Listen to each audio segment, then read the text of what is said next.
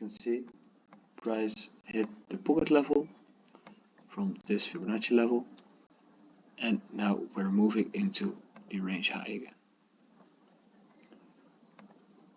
Meaning this is the range low, this is the range high.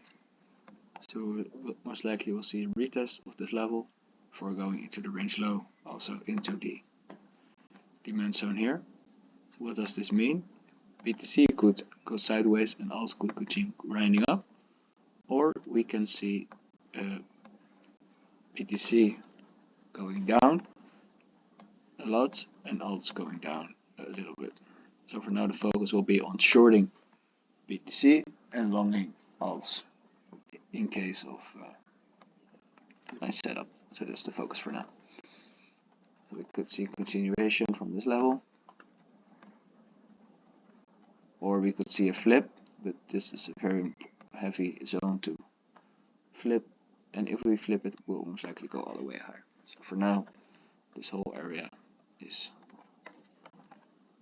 area for lower.